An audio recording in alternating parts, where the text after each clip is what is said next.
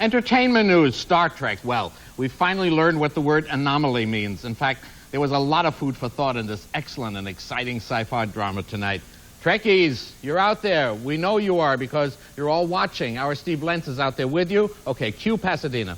Gary, don't call them Trekkies. These are Trekkers. Trekkies, yes. Trekkies is when it first started out.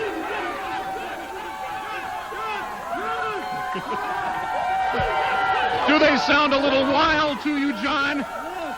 Yes, I would absolutely say they're totally wild animals. They're animals? Do people consider you guys nuts for dressing up this way? Well, actually, we just have a good time playing role play. It's all for fun. Now, a lot of the people here do a number of things. You yourself do photography, Yes, special effects, in the computers, so it's more than just putting on the captain's suit that you have here, right? Absolutely. Okay. Do a little astronomy as well, and it's kind of a thing with Star Trek has always been something that Gene Roddenberry himself always wanted to give us a hope for a better future.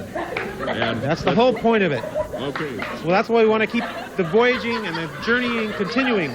Well, it certainly will. It certainly will as far as movies are coming up. There's going to be another series next year. Now, this is the thing. You see this?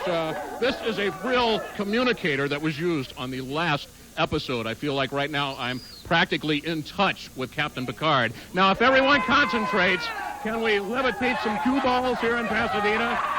All right, we'll concentrate for you, and we'll wrap it up and throw it back to you. Would you believe I'm actually 22 years old and I'm in the time warp?